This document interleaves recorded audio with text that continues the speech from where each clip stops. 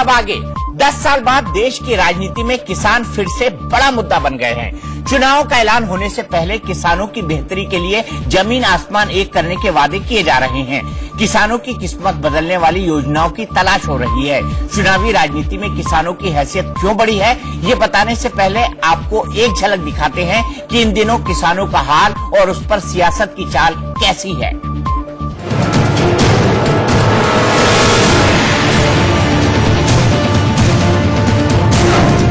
किसानों के दिलो दिमाग में हाहाकार।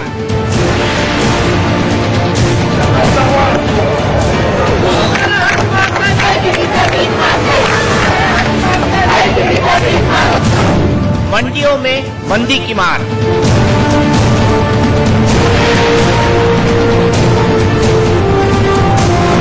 खेतों में आवारा पशुओं की भरमार।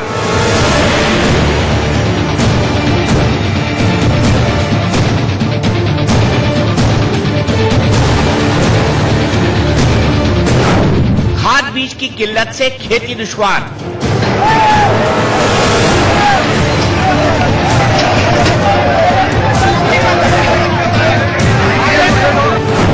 नेताओं में वार पलटवार। आपने 2 करोड़ युवाओं से कहा था रोजगार दिलवाओगे, करके दिखाओ। किसानों से आपने कहा था सही दाम दिलवाओगे, करके दिखाओ। कर्ज माफी का किसानों को वादा किया था, लॉलीपॉप पकड़ा दिया था, लाखों किसानों का कर्ज माफ होना था और किया कितना? 800 लोगों को। कैसे होगा किसानों का उद्धार?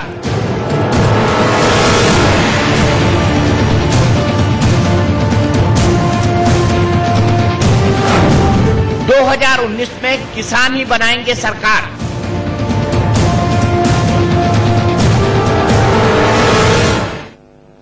इस वक्त देश में किसानों को लुभाने की होड़ मची है। राजनीतिक पार्टियों को यह समझ आ चुका है कि 2019 के लोकसभा चुनाव में किसान निर्णायक भूमिका निभाएंगे, इसलिए किसानों को कर्ज माफी का लॉलीपॉप थमाया जा रहा है। दूसरी तरफ देश के प्याज किसानों को उनकी मेहनत के बदले 1 रुपया मिल रहा है। आप खुद हालात देख लीजिए और अंदाजा लगाइए कि ऐसी सूरत में क्या किसान कभी कर्ज के दलदल से बाहर निकल पाएंगे। 2019 के लिए प्याज एक बड़ा मुद्दा बनने वाला है, जो 18 करोड़ किसानों से सीधे जुड़ा है। महाराष्ट्र, गुजरात और पश्चिम बंगाल ये 3 राज्य ऐसे हैं जहां प्याज उगाने वाला किसान भुखमरी की कगार पर है। एक तरफ प्याज किसानों के आंसू निकाल रहा है, तो वहीं लहसुन की बम्पर पैदावार के चलते मंडियों में लहसुन कौड़ियों के भाव बिक रहा है। लहसुन के दाम 1 महीने में 1.5 से 2 गुना तक गिर गए हैं, जिस वजह से किसानों को भारी नुकसान हो रहा है और वो सड़कों पर लहसुन फेंककर नाराजगी जता रहे हैं। जरा प्याज का हाल देखिए। दिल्ली में प्याज 20 रुपए किलो है, मुंबई में 18 रुपए किलो, पटना में 20 रुपए किलो, कोलकाता में अच्छी क्वालिटी का प्याज 25 रुपए किलो है। लेकिन जानते हैं वो किसान जिसने प्याज उगाई, उसे प्रति किलो प्याज की कीमत कितनी मिल रही है? मात्र 1 रुपए किलो।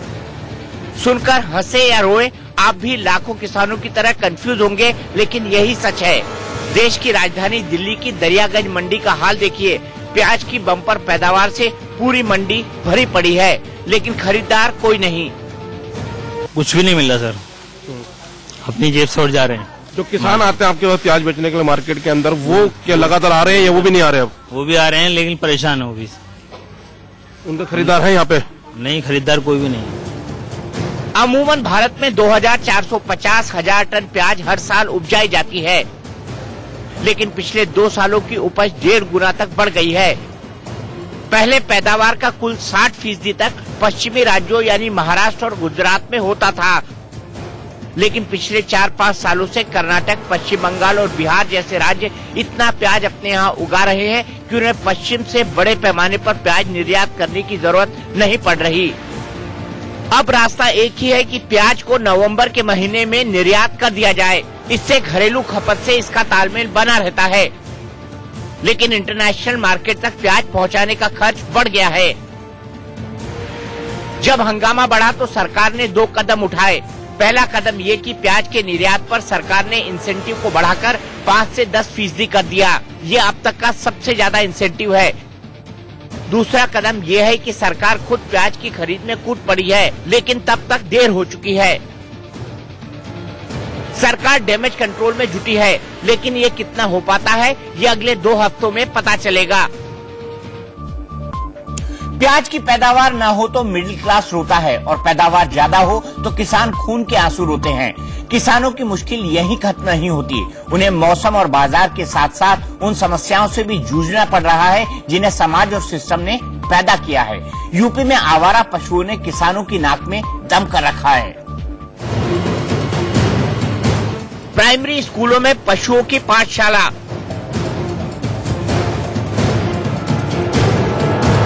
खेती पर भी आवारा पशुओं का आतंक। यूपी के अस्पतालों में गायों की भर्ती। आवारा पशुओं के आतंक की ये वो कहानी है जो 2019 के लोकसभा चुनाव में बड़ा मुद्दा बनने वाली है। आवारा पशुओं से किसान परेशान हैं। ये तस्वीरें चुनाव से पहले देश के सिस्टम से सवाल पूछेंगी। आवारा पशुओं की वजह से स्कूलों में ताला लगा है, क्योंकि स्कूलों में बच्चों की जगह आवारा गायों का कब्जा है, तो वही अस्पतालों में मरीजों की जगह चारों तरफ आवारा पशु दिखाई दे रहे हैं। और अब ये बेलगाम और आवारा जानवर यूपी के अन्नदाता के लिए मुसीबत बन चुके हैं। उत्तर प्रदेश के बड़े हिस्से में किसान इसलिए मक्के अरहर की खेती नहीं कर पा रहे क्योंकि शाम ढलते ढलते नीलगाय और दूसरे आवारा पशुओं की जमात खेत में धावा बोल देती है और सुबह होने तक पूरी फसल सफाचट। हालात ये है कि ये किसान इन पशुओं को अब सरकारी स्कूलों और अस्पतालों में बंद कर रहे हैं। किसान परेशान है और इतनी बड़ी प्रॉब्लम आ रही है कि बच्चे सोने को रोते हैं और हम जमीन पे लेके पड़े उनको खेतों पे, इसलिए हम बहुत बड़ी परेशानी है। और हमारा ये वो है कि जब तक इसका समाधान नहीं होगा हम स्कूल का ताला नहीं खुलने देंगे। खेतों में जो गेहूं लगे हैं उनको आवारा पशु जो है वो खराब कर रहे हैं, तो उनकी रखवाली से यानी वो परेशान है। और वो कहते हैं प्रशासन यानी कि ऐसे किसी शिक्षण संस्थान को जब हम बंद करेंगे, पढ़ाई नहीं होने देंगे, तभी यानी प्रशासन आएगा और हमारी यानी समस्या का निदान होगा। सबसे पहले देखिए यूपी के अलीगढ़ की ये तस्वीरें। अलीगढ़ के प्राइमरी स्कूल में किसानों ने पशुओं को बंद कर दिया। हालात ये हो गई कि स्कूल में बच्चों की छुट्टी करनी पड़ी। किसानों का कहना है कि इन आवारा पशुओं ने उनकी फसलों को बड़े पैमाने पर नुकसान पहुंचाया है, जिससे उनकी रोजी रोटी को लेकर संकट पैदा हो गया है। सवाल ये है कि पहले इन आवारा पशुओं का क्या होता था और ये इतने बढ़ते क्यों जा रहे हैं। दरअसल बीजेपी की सरकार में गाय और दूसरे आवारा पशुओं का मुद्दा बड़ा है। इन्हें कोई मारने काटने की सोच नहीं पा रहा है। इन्हें निपटाने के लिए बूचड़ खाने चाहिए, लेकिन उसके लिए नियम कानून बेहद सख्त हो गए हैं। अखिलेश सरकार में यूपी में 202 बूचड़ खाने चल रहे थे। योगी सरकार ने नगर निगम और नगर पालिका कानून में संशोधन किया। 135 बूचड़ खानों को चलाने की जिम्मेदारी स्थानीय निकायों को मिली। 67 में से 10 निजी बूचड़ खाने बंद कर दिए गए। फिलहाल प्रदेश में 57 निजी बूचड़ खाने चल रहे हैं। वहीं गौशाला में गायों की पहले से तादाद इतनी ज्यादा है कि यहाँ इन आवारा गायों को रखने की कोई जगह नहीं। यूपी में गोवंश की सुरक्षा और रखरखाव के लिए अभी तक 235 करोड़ रुपए जारी किए जा चुके हैं। सीएम योगी आदित्यनाथ ने सभी नगर निगमों को 10 करोड़ रुपए जारी किए हैं। बावजूद इसके सरकार इन आवारा पशुओं पर लगाम लगाने में नाकाम साबित हो रही है और किसानों के लिए ये सिरदर्दी बना हुआ है। किसानों को सरकार खेती के लिए सस्ता कर्ज दिलाने का दावा करती है। कर्ज लेकर किसान उसे तभी चुका सकता है जब उसे खेती करने के लिए समय पर खाद और बीज मिले। अफसोस की बात ये भी है कि जो खाद खेती के लिए जरूरी है वो राजनीति के काम आती है। खाद की किल्लत खत्म करने के लिए मोदी सरकार ने नीम कोटेड यूरिया लॉन्च की। करीब 4.5 साल तक यूरिया की कमी की कोई बड़ी खबर किसी राज्य से नहीं आई, लेकिन अब अचानक राजस्थान से लेकर एमपी तक यूरिया के लिए किसान मारे मारे फिर रहे हैं।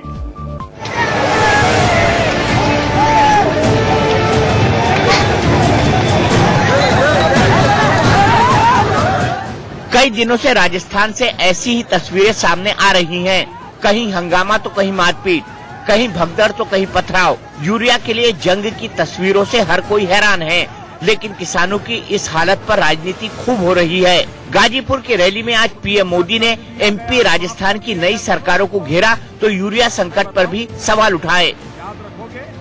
वोट बटोरने के लिए लुभावने उपायों का हश्र क्या होता है वो अभी मध्य प्रदेश और राजस्थान में दिख रहा है। सरकार बदलते ही अब वहां खाद के लिए, यूरिया के लिए कतारें लगने लगी, लाठियां चलने लगी। उधर कांग्रेस केंद्र सरकार पर भेदभाव का आरोप लगा रही है। राजस्थान सरकार का दावा है कि सूबे को उसके हिस्से की खाद सप्लाई नहीं की गई, जबकि केंद्र के मुताबिक जरूरत से ज्यादा खाद राज्यों को दिया जा चुका है। दावों की सच्चाई ये तस्वीरें खुद ही बयां कर देती है, लेकिन आखिर यूरिया की सप्लाई का पूरा चक्कर क्या है वो भी समझ लीजिए। देश में कई कंपनियां यूरिया बनाती हैं और विदेशों से भी यूरिया आयात होता है। राज्यों की मांग के हिसाब से हर महीने केंद्र कोटा आवंटित करता है। यूरिया की सप्लाई रेलवे रैक के जरिए की जाती है। इमरजेंसी में रोड ट्रांसपोर्ट से भी राज्यों में यूरिया भेजा जाता है। इसके बाद यूरिया डीलर के पास पहुंचता है और डीलर पीओएस मशीन पर किसान का अंगूठा लगाकर यूरिया देता है। अब जरा ये समझिए कि किसान सरकारी सेंटर से यूरिया क्यों खरीदना चाहता है। दरअसल यूरिया की उत्पादन लागत 1150 से 1250 रुपए प्रति बैग तक आती है, लेकिन किसान इतना महंगा यूरिया खरीदने में सक्षम नहीं होते, इसलिए सरकार यूरिया पर सब्सिडी देती है। फिलहाल राजस्थान में 266 रुपए 40 पैसे प्रति बैग की दर से यूरिया बेचा जा रहा है, लेकिन प्राइवेट दुकानों पर इसके लिए करीब 1200 रुपए चुकाने होंगे। इसलिए किसान सरकारी दुकानों के चक्कर लगा रहे हैं। अब जरा ये समझिए कि यूरिया की किल्लत हुई कैसे। राजस्थान में बुआई के 3 महीनों में 7.4 लाख मीट्रिक टन यूरिया की जरूरत होती है, लेकिन फिलहाल 1.5 लाख मीट्रिक टन यूरिया की कमी बताई जा रही है। साथ ही यूरिया के स्टोरेज का उचित इंतजाम नहीं है। राजस्थान में नवंबर महीने में ही यूरिया की किल्लत होने लगी थी, लेकिन विधानसभा चुनाव के चलते किसी ने इस पर ध्यान नहीं दिया। इसके अलावा कालाबाजारी ने भी यूरिया का संकट पैदा कर दिया है। किसान को अगर समय पर खाद नहीं मिली तो उसकी फसल बर्बाद हो जाएगी। यही बात उन्हें सबसे ज्यादा परेशान कर रही है। किसानों को कर्ज के दलदल से निकालने के लिए कर्ज माफी का नुस्खा नाकाम साबित हो चुका है। ये बात कर्ज माफी के राजनीतिक उस्ताद राहुल गांधी भी मान चुके हैं। मिनिमम सपोर्ट प्राइस ने भी किसानों का भला नहीं किया, लिहाजा अब केंद्र सरकार किसानों की भलाई के लिए नया तरीका खोजने में जुटी है। देश के किसानों की परेशानी अब नेताओं को बेचैन करने लगी है। किसानों की नाराजगी 2019 के चुनाव में बड़ा मुद्दा बनती जा रही है। इसलिए मोदी सरकार को लग रहा है कि किसानों के कल्याण के लिए जल्द ही कुछ बड़ा ऐलान करना होगा। फिलहाल सरकार के पास 2 तरीके हैं, या तो तेलंगाना मॉडल को पूरे देश में लागू किया जाए या फिर एमपी में शिवराज सरकार की भावांतर भुगतान योजना को कुछ बदलाव के साथ लागू कर दिया जाए। तेलंगाना मॉडल से होगा किसानों का भला। क्या है तेलंगाना की रायतू बंधु योजना? पहले आपको तेलंगाना मॉडल समझाते हैं, जिसे रायतू बंधु यानी किसान बंधु योजना कहा जाता है। तेलंगाना में किसानों को खाद, बीज और बाकी जरूरतों के लिए डायरेक्ट पैसा देने की योजना के चंद्रशेखर राव सरकार ने 10 मई 2018 को लॉन्च की थी। रायतू बंधु योजना के तहत किसानों को प्रति एकड़ की दर से आर्थिक सहायता दी जाती है। किसानों को साल में 2 बार प्रति एकड़ 4000 रुपए यानी 1 साल में 8000 रुपए खेती करने के लिए मिलते हैं। इस योजना को कृषि निवेश सहायता योजना भी कहा जाता है, क्योंकि सरकार खेती में निवेश करने के लिए पूंजी देती है। तेलंगाना में 2018-19 के बजट में रायतू बंधु के लिए 12,000 करोड़ रुपए का इंतजाम किया गया है। इसका फायदा तेलंगाना के सभी 58,33,000 से ज्यादा किसानों को मिल रहा है। किसानों के पास खेत कितना है, इससे योजना पर कोई फर्क नहीं पड़ता। 1 एकड़ से कम खेती करने वाले किसान हो या 50 एकड़ से ज्यादा वाले किसान, सबको इस योजना का बराबर लाभ दिया जा रहा है। किसानों की बेहतरी के लिए केंद्र सरकार को जो दूसरी योजना समझ में आ रही है, उसका नाम है डायरेक्ट बेनिफिट ट्रांसफर। भावांतर भुगतान योजना से मिलती जुलती इस योजना का खाका नीति आयोग ने तैयार किया है।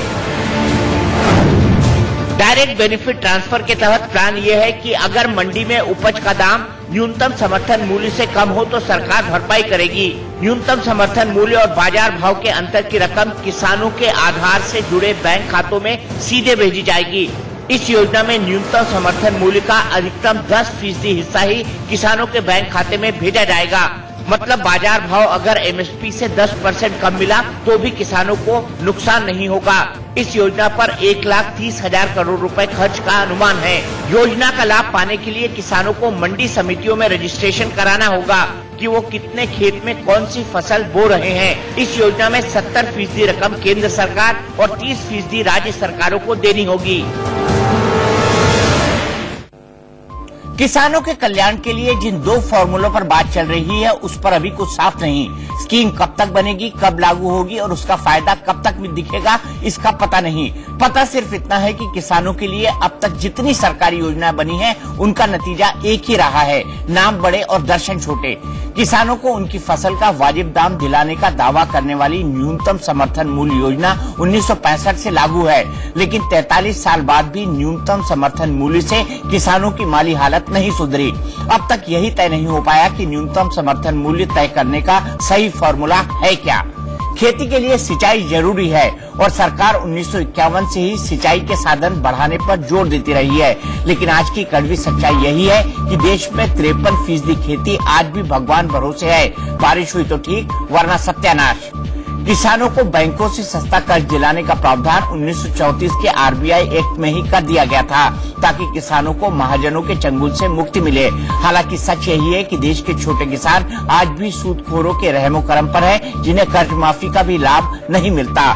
छोटे किसानों को बैंकों से आसानी से कर्ज मिले, इसके लिए 1998 से किसान क्रेडिट कार्ड योजना चल रही है।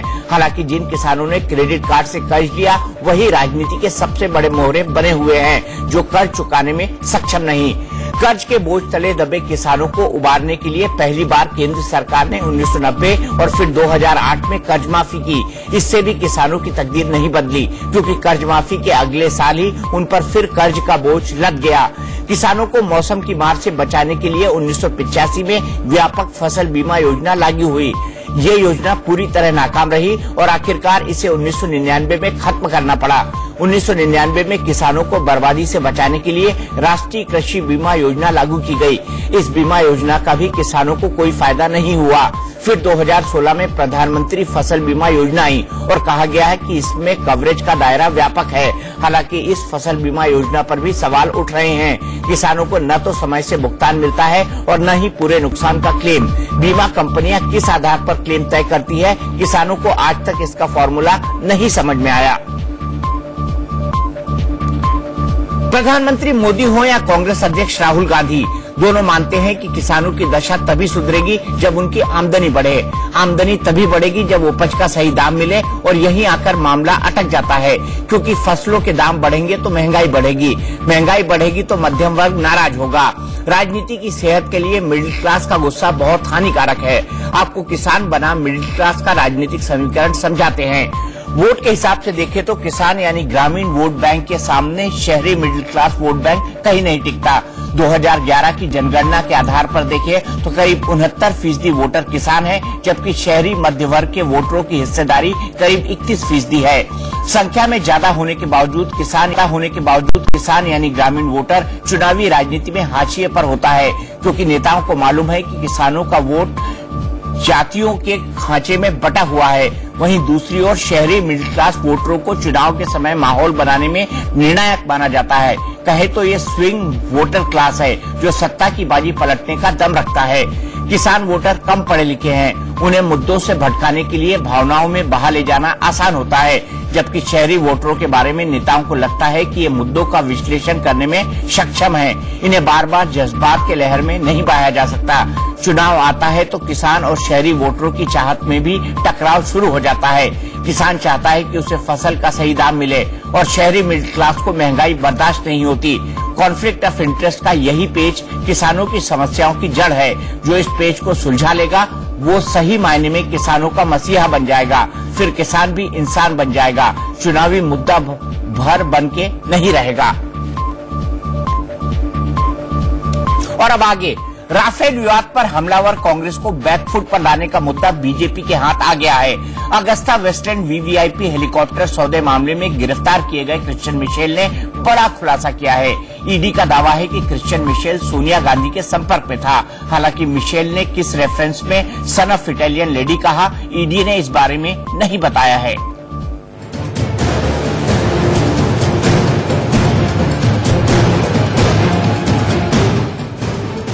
अगस्ता वेस्टलैंड वीवीआईपी हेलीकॉप्टर सौदा मामले में गिरफ्तार कथित बिचौलिए क्रिश्चियन मिशेल ने पूछताछ के दौरान मिसेस गांधी का नाम लिया है। ये जानकारी ईडी यानी इन्फोर्समेंट डायरेक्टर के वकील ने कोर्ट में दी है। इससे पहले ईडी ने 7 दिन की रिमांड के बाद क्रिश्चियन मिशेल को पटियाला हाउस कोर्ट में पेश किया। इस दौरान ईडी के वकील ने कहा कि पूछताछ के दौरान क्रिश्चियन मिशेल ने श्रीमती गांधी का नाम लिया है। साथ ही उसने सन ऑफ इटालियन लेडी भी कहा और बताया कि कैसे वो देश का अगला प्रधानमंत्री बनने जा रहा है। ईडी के मुताबिक मिशेल ने किस रेफरेंस में सन ऑफ इटालियन लेडी कहा, इस बारे में पता नहीं चला है, लेकिन ईडी का दावा है कि अपने वकील को मिशेल ने हाथ मिलाने के दौरान एक कागज दिया, जिसको बाद में देखा गया तो उस पर मिसेस गांधी से जुड़े सवाल लिखे थे। इस बीच हेलीकॉप्टर डील में मिसेस गांधी का नाम आने पर कांग्रेस ने मोदी सरकार पर पलटवार किया। हम जानते हैं इलेक्शन आ गया है, मुद्दे इनके पास कुछ है नहीं। इसी तरह के ईडी के माध्यम से तमाम लोगों पर उन्होंने इस तरह के दबाव बनाए हैं और साफ तौर पे दुबई में जब आपके तमाम पत्रकार लोगों ने उनके वकील से बात की थी, साफ तौर पे उन्होंने बयान दिया था कि किस तरह सरकारी एजेंसीज एक परिवार को नामित करने के लिए पूरा प्रयास कर रही है। वहीं अगस्ता वेस्टलैंड डील केस में सोनिया गांधी का नाम आने पर बीजेपी नेताओं ने कांग्रेस पर जमकर हमला बोला। इसका जवाब अब देना है कांग्रेस पार्टी को, राहुल गांधी को, जो हमसे सवाल पूछ रहे हैं रोज और हमारे प्रधानमंत्री को चौकीदार बता करके भ्रष्टाचार के बेबुनियाद आरोप लगाते हैं। आज मिशेल ने पूरे अगस्ता वेस्टलैंड में श्रीमती सोनिया गांधी का नाम लिया है। इन्वेस्टिगेटिंग अथॉरिटी के सामने, कोर्ट के सामने बात आई है, वकील को चिट पर लिख के दिया है। तो ये बहुत ही गंभीर मामले हैं। संकेत में राहुल गांधी का भी नाम लिया गया है। कोर्ट में ईडी ने क्रिश्चियन मिशेल की 8 दिन की रिमांड मांगी थी, लेकिन पटियाला हाउस कोर्ट ने मिशेल को 7 दिन की ईडी रिमांड पर भेज दिया। इसके अलावा क्रिश्चियन मिशेल के वकील को अपने क्लाइंट से मुलाकात के दौरान दूरी बनाकर रखने का आदेश भी दिया। इंडिया न्यूज के पास कुछ एक्सक्लूसिव कागजात हैं जो क्रिश्चियन मिशेल से ईडी यानी इन्फोर्समेंट डायरेक्टरेट को मिले। ईडी और सीबीआई दोनों मिलकर हेलीकॉप्टर घोटाले की जांच कर रही हैं। इंडिया न्यूज को मिले एक्सक्लूसिव कागजात में क्या है उसे देखिए। इसमें लिखा है कि जो सौदा हुआ है उसमें एक खास रकम का 5% फैमिली को मिलना है। ये भी लिखा है कि हर हाल में फैमिली का सम्मान होना चाहिए। ये डील के समय साल 2011 के एक्सक्लूसिव पेपर्स हैं जो इंडिया न्यूज को मिले हैं। ये वो पेपर्स हैं जो हेलीकॉप्टर घोटाले के दूसरे राजदार गुडो हैशके के स्विट्जरलैंड वाले घर पर छापेमारी के दौरान मिले। ईडी ने इन पेपर्स को कोर्ट में बतौर सबूत पेश किया है। इन पेपर्स में 3 लोगों के बीच बातचीत है। पहला शख्स क्रिश्चियन मिशेल है, दूसरा शख्स गुडो हैशके है, तीसरा शख्स कार्लो गोरेसा है। ये एक तरह का एफिडेविट है जिसे ईडी ने कोर्ट में जमा किया है। इन कागजात में बार बार फैमिली का जिक्र हुआ है, 5% का जिक्र हुआ है। सियासी तौर पर फैमिली को गांधी परिवार से जोड़कर देखा जा रहा है। 29 अगस्त 2009 की एक चिट्ठी भी है जिसमें मिशेल ने फिनमेकिका के सीईओ को बताया था कि कैसे कांग्रेस के टॉप लीडर्स के जरिए प्रधानमंत्री पर इस डील के लिए दबाव बनवाया जा रहा है। कुछ खबरें ऐसी भी हैं कि एक और बिचौलिए हैशके से इस बाबत भी जिक्र है कि डील से जुड़े व्यक्ति को हड्डी फेंक दी गई है और क्या उसे हड्डी पसंद आई या नहीं। हालांकि इन दस्तावेजों की जांच अभी जारी है, लेकिन इसको लेकर सियासत तेज है। 2019 के चुनाव से ठीक पहले हुए इन खुलासों को बीजेपी बड़ा मुद्दा बनाने के लिए पूरी तैयारी से उतर चुकी है। आपको बता दें कि अगस्ता वेस्टलैंड घूसकांड क्या है। 2010 में 12 वीवीआईपी हेलीकॉप्टर की डील हुई। Anglo Italian company, Agusta Westland और भारत सरकार के बीच ये डील हुई। इस डील में 360 करोड़ रुपए की घूसखोरी का आरोप था। 12 वीवीआईपी हेलीकॉप्टर्स की सप्लाई पर भारत सरकार ने 2013 में रोक लगाई। रोक लगाने के वक्त 30% भुगतान हो चुका था। जनवरी 2014 में भारत सरकार ने डील को रद्द किया। इटली की अदालत में हेलीकॉप्टर घोटाले का मामला चला और मिलान की कोर्ट ने इस मामले में अगस्ता वेस्टलैंड कंपनी के 2 अफसरों को दोषी भी करार दिया। इस मामले में ठेका पाने के लिए भारतीय अधिकारियों को घूस देने की बात सामने आई। इटली कोर्ट के फैसले में पूर्व एयरफोर्स चीफ एसपी त्यागी का नाम आया, जो फिलहाल जमानत पर हैं।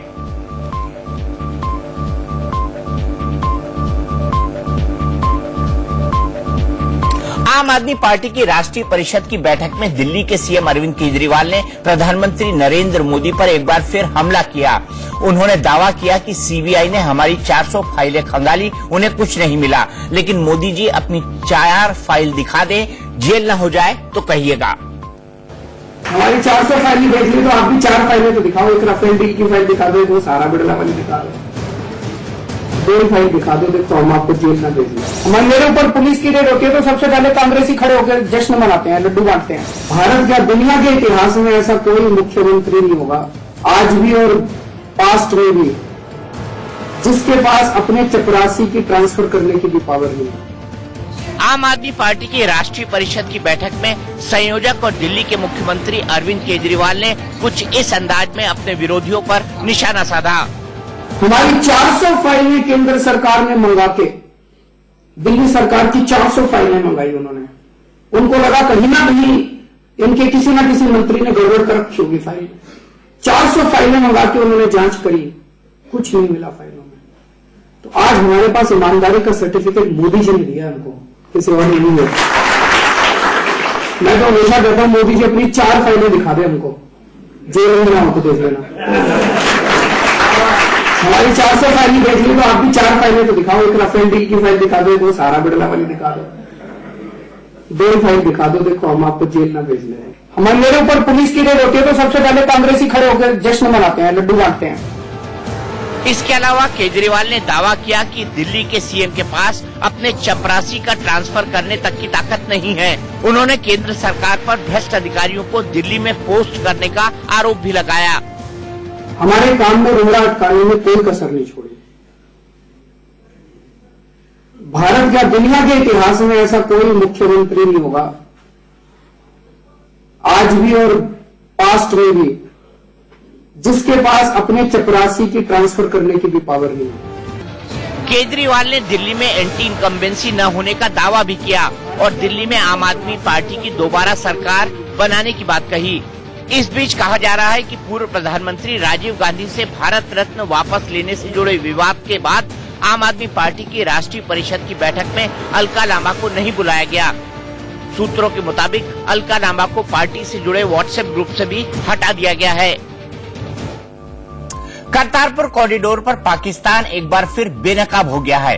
खबर है कि पाकिस्तान ने एक नया प्रपोजल तैयार किया है जो भारत सरकार और विदेश मंत्रालय तक पहुंचने से पहले ही लीक हो चुका है। इस प्रपोजल के जरिए पाकिस्तान सरकार करतारपुर कॉरिडोर चालू होने से पहले ही विवादों का पिटारा खोलना चाहती है। हम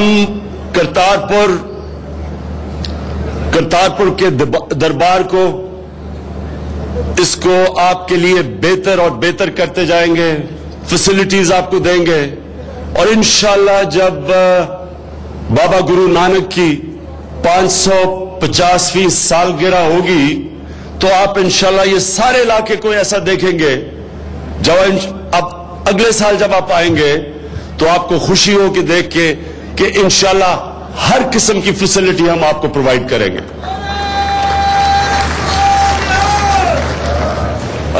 इस साल 28 नवंबर को करतारपुर साहिब कॉरिडोर के शिलान्यास के मौके पर जब पाकिस्तान के प्रधानमंत्री इमरान खान ने ये बात कही थी तो एक उम्मीद बनी थी कि पाकिस्तान दोस्ती के रास्ते पर आगे बढ़ रहा है। लेकिन पाकिस्तान ने एक बार फिर इशारा किया कि उसके मंसूबे बदले नहीं हैं।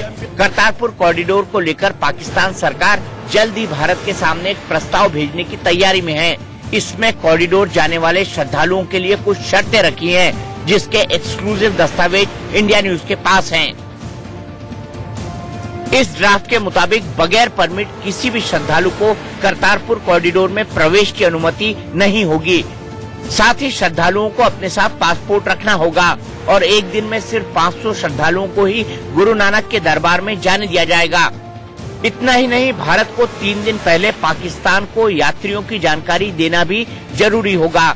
साथ ही पाकिस्तान सरकार के पास ये हक होगा कि वो जब चाहे किसी भी यात्री को रोक सकेगी और उसे यात्रा से मना भी कर सकेगी। पाकिस्तान की शर्त के मुताबिक सभी श्रद्धालु 15 के ग्रुप में प्रवेश करेंगे। ये कॉरिडोर सुबह 8 बजे से शाम 5 बजे तक ही खुला रहेगा। खबर है कि ये डॉक्यूमेंट पाकिस्तानी दूतावास को सौंपा गया है और पाकिस्तान जल्द ये ड्राफ्ट भारत सरकार को सौंप सकता है।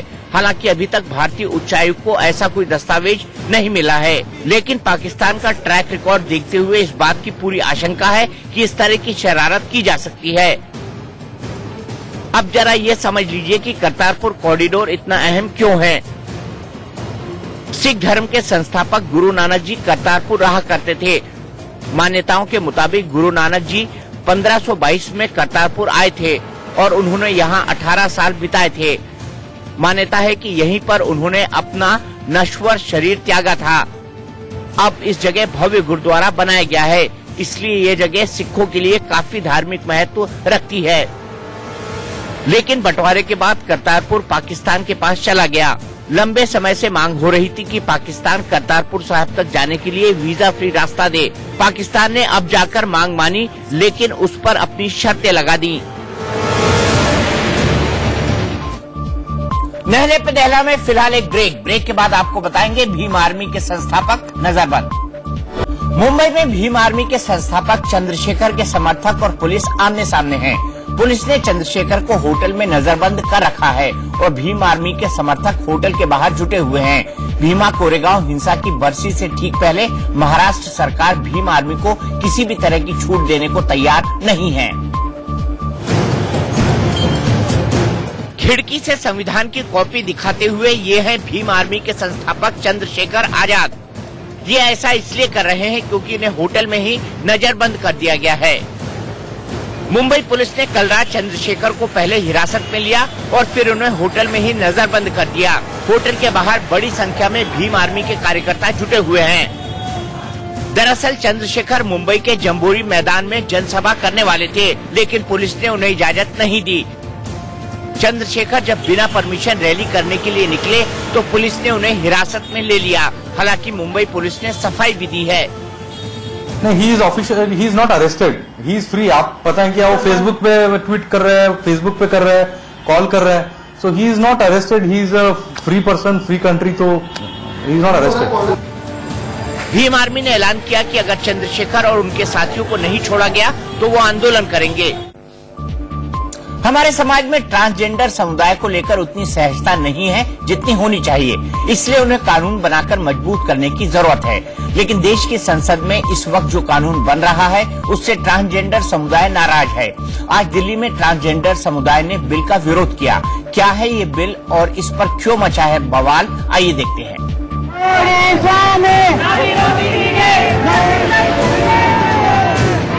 दिल्ली के जंतर मंतर पर सैकड़ों ट्रांसजेंडर्स ने कुछ इस तरह विरोध प्रदर्शन किया। ये लोग नहीं चाहते कि संसद में ट्रांसजेंडर बिल पास हो। लोकसभा में द ट्रांसजेंडर पर्सन बिल 2018 पास हो चुका है और जल्द ही उसे राज्यसभा में पेश किया जाएगा। लेकिन इन लोगों का आरोप है कि ये बिल उनकी रक्षा करने की बजाय उनके साथ अन्याय करेगा। राज्यसभा में आएगा तो हमारे वो बिल में हमको कुछ भी नहीं है। वो मोदी जी ने जो बिल लेकर आया उसमें हमारा परंपरा, हमारा रिजर्वेशन सब कुछ है। हमको वो बिल में कुछ फायदा नहीं है। हमको बस्ती नहीं मांगना, हम सेक्स वर्क नहीं करना करके बोलते। हम कहाँ जाओ, भीख नहीं मांगे तो हमारा पेट कैसा आजकल जमेगा। हमको कौन सा काम दिलाया ये गवर्नमेंट ने, क्या किया हमको? हमने को कुछ रास्ता बना के फिर कानून लेकर आना था। हमको कानून लेकर आने के बाद रास्ता दिखाने में से क्या है? देश के अलग अलग हिस्सों से ट्रांसजेंडर दिल्ली में जुटे और अपनी आवाज बुलंद की। आइए अब आपको ये समझाते हैं कि मौजूदा बिल पर इन लोगों की क्या आपत्ति है। इस बिल के मुताबिक ट्रांसजेंडर को एक पहचान पत्र दिया जाएगा, लेकिन उसकी प्रक्रिया काफी जटिल है। सरकारी अधिकारियों के चक्कर काटने होंगे और शारीरिक जांच से भी गुजरना पड़ेगा। बिल पर दूसरी आपत्ति यह है कि इस बिल के मुताबिक जो भी ट्रांसजेंडर खुद को मर्द या औरत के रूप में पहचान दिलाना चाहते हैं उसे SRS यानी सेक्स रीअसाइनमेंट सर्जरी से गुजरना अनिवार्य होगा। बिल में भीख मांगने को भी दंडनीय अपराध बनाया गया है। ट्रांसजेंडर समुदाय के मुताबिक इससे उनकी इनकम बंद हो जाएगी, क्योंकि वो शादी ब्याह या किसी शुभ काम में पैसे नहीं मांग पाएंगे। इन लोगों के मुताबिक उन्हें नौकरी नहीं मिलती और ऐसे में अगर उनके पारंपरिक काम को बंद कर दिया गया तो उन्हें वेश्यावृत्ति जैसे काम करने के लिए मजबूर होना पड़ेगा। चौथी बड़ी समस्या ये है कि इस बिल में कहा गया है कि अगर किसी ट्रांसजेंडर को उसके घर वाले स्वीकार नहीं करते तो उसे पुनर्वास केंद्र में जाना होगा। इस प्रावधान से ये डर है कि घर वाले ट्रांसजेंडर को नकार देंगे और वो बेघर हो जाएंगे। पांचवी बड़ी दिक्कत यह है कि इस बिल में ट्रांसजेंडर समुदाय के लिए शिक्षा और नौकरियों में किसी तरह के आरक्षण का प्रावधान नहीं किया गया है। मौजूदा वक्त में ट्रांसजेंडर के पास ज्यादा अवसर नहीं है, इसलिए उन्हें मुख्य धारा में आने में मुश्किलें होंगी। इन लोगों का ये भी कहना है कि मौजूदा बिल में ट्रांसजेंडर शब्द को सही से परिभाषित नहीं किया गया है, जिससे उन्हें दिक्कत होगी। बिल लोकसभा में पास हो चुका है, लेकिन टीएमसी समेत कुछ दलों ने राज्यसभा में बिल का विरोध करने की बात कही है। न्यायालय पे दहला में फिलहाल एक ब्रेक के बाद करेंगे ठंड की। और अब बात मौसम की। उत्तर भारत में शीतलहर का कहर जारी है। पारा लगातार गिरता जा रहा है और जिंदगी की रफ्तार पर ब्रेक लग गया है। ठंड के साथ साथ घने कोहरे ने लोगों की मुश्किलें बढ़ा दी हैं।